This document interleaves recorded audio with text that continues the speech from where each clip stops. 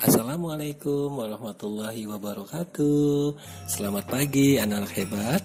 Salam sejahtera bagi kita semua. Om Swastiastu, Namo Buddhaya, salam kebajikan. Berjumpa lagi dengan Wahyu Hidayat, channelnya yang mengupas tentang seputar dunia pendidikan. Untuk kali ini kita akan membahas tentang kerajaan Hindu di Nusantara. Yuk, bagi anak-anak hebat yang belum tergabung dalam channel Bapak, silahkan kalian klik tombol subscribe-nya dan bunyikan loncengnya ya. Kerajaan-kerajaan Hindu di Indonesia. Kerajaan Kutai. Kutai adalah kerajaan Hindu tertua di Indonesia yang didirikan sekitar tahun 400 Masehi. Kerajaan Kutai terletak di tepi Sungai Mahakam yang berada di Kalimantan Timur. Raja pertamanya bernama Kudungga. Sedangkan raja yang terkenal adalah Mulawarman. Raja Mulawarman menyembah Dewa Siwa dan beliau menghadiahkan 20.000 ekor sapi kepada kaum Brahmana. Mulawarman mempunyai hubungan yang baik dengan kaum Brahmana. Hal ini dibuktikan karena semua yupa dibuat oleh pendeta Hindu. Mereka menyebutnya sebagai ungkapan rasa terima kasih kepada Raja Mulawarman. Sang raja telah melindungi agama Hindu dan memberikan banyak hadiah kepada kaum Brahmana. Berikutnya adalah Kerajaan Tarumanegara. Kerajaan Tarumanegara merupakan kerajaan Hindu tertua di Pulau Jawa. Berdiri sekitar abad 5 Masehi yang berlokasi di Bogor, Jawa Barat. Raja yang terkenal adalah Purnawarman.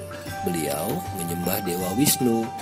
Pada masa kepemimpinannya, Raja Purnawarman telah membuat saluran air atau irigasi yang diambil dari Sungai Citarum yang berfungsi mengairi lahan pertanian penduduk.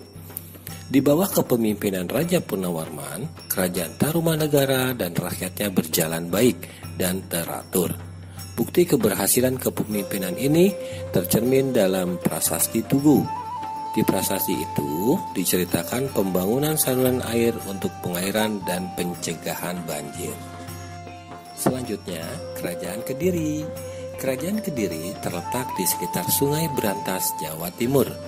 Kerajaan ini berjasa pada masa pemerintahan Raja Kameswara atau Sri Maharaja Sirikan Kameswara. Setelah Raja Kameswara wafat pada tahun 1130, digantikanlah oleh Jayabaya. Jayabaya terkenal dengan ramalannya yang disebut dengan Jangka Jayabaya. Raja Kediri yang terakhir adalah Kertajaya dan wafat pada tahun 1222. Kertajaya dikalahkan oleh Ken Arok di desa Ganter, Provinsi Malang, Jawa Timur. Peninggalan Kerajaan Kediri terdiri diantaranya ada Prasasti Panumbangan, Prasasti Pala, Kitab Semardana, Karangan Empu Darmaja, dan Candi Panataran. Kerajaan selanjutnya adalah Singosari. Kerajaan Singosari terletak di Jawa Timur, didirikan oleh Ken Arok.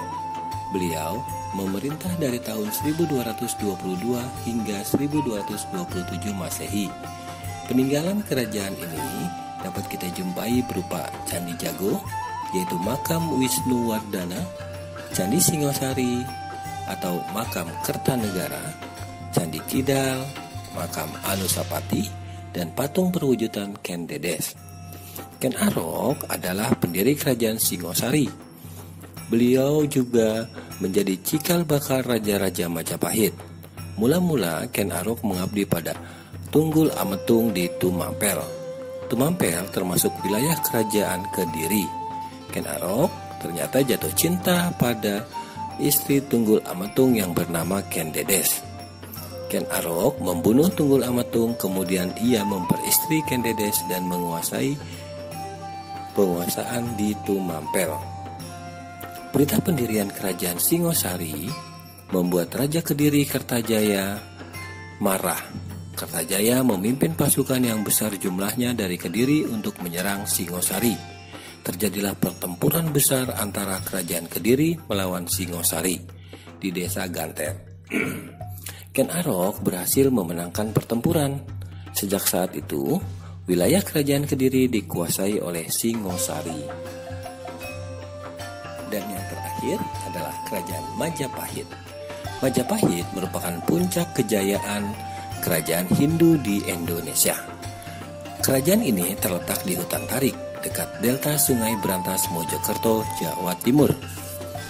Asal-usul nama Majapahit, ketika Raden Wijaya bersama para pengikutnya sedang membuka lahan hutan tarik, yaitu hadiah Jaya Katuang. Seseorang menemukan buah maja. Selanjutnya, buah tersebut dimakan. Ternyata rasanya sangat pahit. Sejak itulah daerah tersebut dinamakan Majapahit. Pemerintahan Raden Wijaya. Raden Wijaya adalah seorang keturunan penguasa kerajaan Singosari. Ketika Singosari diserang oleh Jaya Katuang dari kerajaan Kediri, Raden Wijaya berhasil meloloskan diri ke Madura. Wira Raja menganjurkan agar Raden Wijaya kembali lagi ke Kediri dan berpura-pura mengabdi kepada Jaya Katuang. Sebagai imbalannya, Jaya Katuang menghadiahkan daerah hutan tarik kepada Raden Wijaya. Di kerajaan Majapahit ada pemerintahan Jaya Negara. Raden Wijaya digantikan oleh putranya yang bernama Kalanggemet. Setelah dinobatkan menjadi raja, Kalanggemet bergelar Sri Jaya Negara. Pada saat Jaya Negara menjadi raja, sering terjadi pemberontakan. Akibat dari pemberontakan itu, Jaya Negara melarikan diri ke Badender dengan dikawal pasukan Bayangkari yang dipimpin oleh Patih Gajah Mada. Berkat bantuan Gajah Mada, Jaya Negara dapat merebut kembali tahta Majapahit. Berikutnya adalah pemerintahan Gajah Mada. Gajah Mada diangkat menjadi Perdana Menteri atau Mahapatih Majapahit menggantikan Arya Tada. Pada saat dilantik, Gajah Mada mengucapkan Sumpah Palapa. Dalam sumpah itu, tersirat cita-cita Gajah Mada ingin mempersatukan Nusantara. Untuk mewujudkan cita-citanya, beliau membangun armada laut yang sangat kuat. Pada saat itu pula, kerajaan Majapahit dikenal dengan Kerajaan Maritim. Yang terakhir, pemerintahan Hayam Wuruk. Pada masa pemerintahan Hayam Wuruk, Majapahit mengalami zaman keemasan, sebab didampingi oleh Patih Gajah Mada. Hayam Wuruk menjadi Raja Majapahit paling besar. Karya sastra yang terkenal pada masa itu, Kitab Negara Kertagama karangan Empu Prapanca dan Kitab Sutasoma karangan Empu Tantular. Di dalam Kitab Negara Kertagama terdapat istilah Pancasila. Panca artinya 5, sila adalah dasar. Sedangkan di dalam Kitab Sutasoma terdapat istilah Bhinneka Tunggal Ika. Nama Hayam Wuruk terkenal dalam sejarah Indonesia karena dikisahkan dalam Kitab Negara Kertagama yang disusun oleh Empu Prapanca, peninggalan Majapahit yang terkenal di masa pemerintahan Hayam Wuruk, antara lain Himpunan Kitab Sejarah Singosari dan Majapahit hasil karya Empu Prapanca, serta cerita sastra Arjuna Wiwaha dan Sutasoma Gubahan Empu Tantular. Salah satu peristiwa penting ketika Hayam Wuruk berkuasa adalah kemenangan Majapahit dalam pertempuran melawan kerajaan Sunda atau Pajajaran pada tahun 1351. Perang tersebut dikenal dengan sebutan Perang Bubat. Setelah Hayam Wuruk wafat pada tahun 1389, Majapahit mulai mengalami kemerosotan. Peninggalan sejarah Hindu di Indonesia. Peninggalan kebudayaan Hindu yang pertama yaitu adanya candi. Pada candi Hindu biasanya terdapat arca perwujudan 3 dewa utama dalam ajaran Hindu.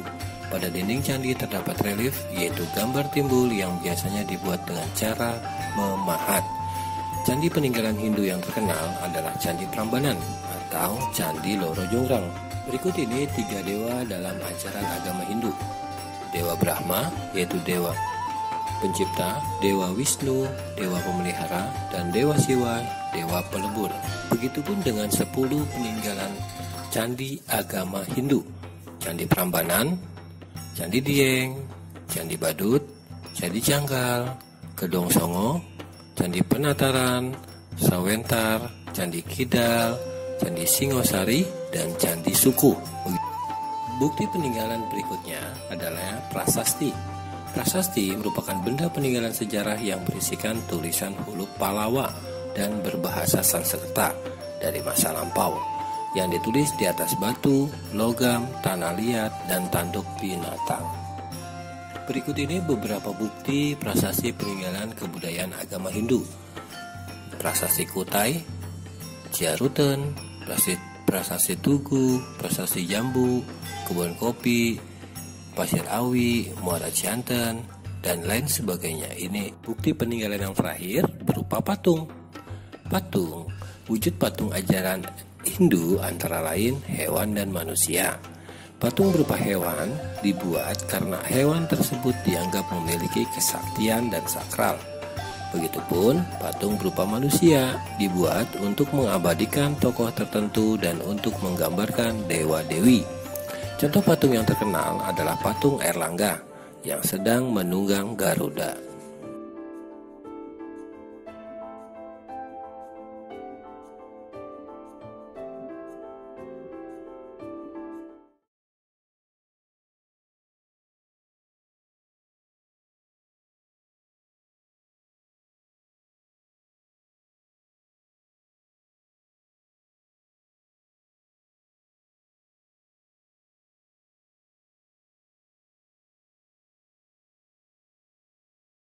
Demikianlah video pembelajaran untuk hari ini. Terima kasih sudah menyaksikan hingga akhir. Mohon maaf atas kurang dan lebihnya. Wabillahi taufiq wal hidayah. Wassalamualaikum warahmatullahi wabarakatuh.